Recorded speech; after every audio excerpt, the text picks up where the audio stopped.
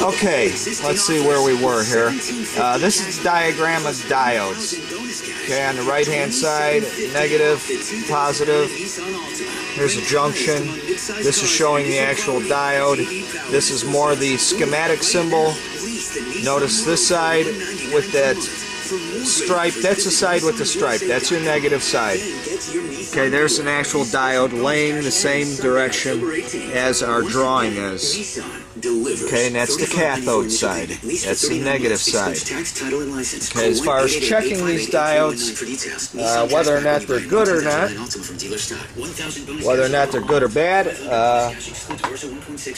let's see, I got one connected right here to my probes. Notice the black probe is on the side with the stripe, the negative. Okay. Hopefully you got diode checking ability. That symbol. Okay. Let's turn this on. Now this says short. My digital multimeter just tells you if it's good or bad or short. The reason it's saying short is because this is a germanium diode, and the digital multimeter is set up for checking more of the standard silicon diodes. If I check, give me 1 second. I'll show you a real silicon diode and the reading I get from that. Excuse the I gotta set the camera down. Son of a. Hold on. It wouldn't be one of Paul's videos if I didn't set the dang camera down. Alright. I think we got it now? Okay. Okay. There's a circuit that I made with some silicon diodes. You can see I got the stripe again to the left. But now the meter is reading good. Now see, I also had the secondary thing on there. It shows the voltage drop across it. A silicon diode usually has about 0.6 volts across it. So that's another way you could tell whether or not it's good. Because when we checked that germanium diode, hold on 1 second, let me set you down again. I'm going to connect the germanium diode again, quick.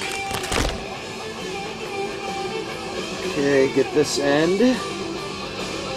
And get that end. Okay.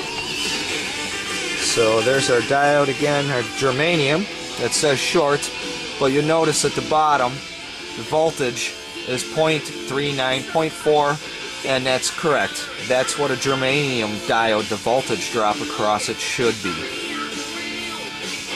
So that's how you check your diodes. Capacitors, well, hopefully you got another reading on there. Capacitor. That's a capacitor and induction coil checking. Okay. Now let me set you down 1 second while I attach a capacitor.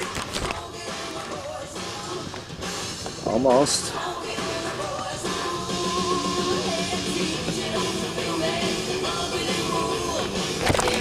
Okay. Now I'm across the one capacitor here. Now these capacitors, it does not matter the black and red which side you have them connected to. Okay, these polarized one, it does. You notice also on these polarized capacitors, there's if you could, where the heck did it go? There it is. It's hard to see. There is a little negative minus sign on there. There you go. That tells you which side is negative. So watch that when you're putting your circuit together, that you have those aiming the right direction. Okay, anyhow, we got our small capacitor in there, and you can see it checks 0.12, approximately 0.1. That's what our capacitor is. Unfortunately, my digital multimeter will not go, it maxes out at the range of these other capacitors, so I have a hard time telling whether or not they're blown out or not. I have to take them out of the circuit and try a new one. I'll know if they're bad because I'm used to getting some voltage readings, and if I try a circuit all of a sudden I get no readings, I know it's usually one of these capacitors. So, alright, that's checking them. Let me move on here. This is a diagram here of our circuit. Okay, there's where the antenna attaches. There's where our ground attaches. Here's the polarized ones. Negative on that side, positive on the upper side. All positive towards the positive. Okay, here, if we go with a dual circuit design, ignore that little cigarette burn mark there. Then they attach like this. Okay, on my circuits here, it's a good idea. Let me show you. It's a good idea to attach a small extra wire right there and right there, because then you got a place to, that's your output. I normally attach my probes right there, but it's nicer and more convenient to have an extra wire there. You could always attach your digital multimeter or whatever your load off of there then. Let's see. Next, I gotta watch my time. Okay. Height of our antenna pole is 41 feet. Length of the antenna wire is 58 feet. Okay, our ground pipe diameter 1 5/8 inches. The depth is 5 foot deep. All the wire gauge size is .032. I think that's 20 gauge. Actually, it's double dipped too, they call it. Like a double varnish type finish on it to protect it. Coils that I've used are wound onto 2 3/8 diameter PVC pipe, 20 inches long. Now that's our coils that I've been using. There's 20 inches. There's like 1 inch at this side, and then I begin my 8 inches of coil, and then I attached the end of the coil, like it's 2 coils attached to one another. 1 coil here, 1 coil here. And we just have the end of the coil attached to the other coil here. So, anyhow, that's that. Let's see what else I wanted to show you. Right, those are our coils that I'm talking about.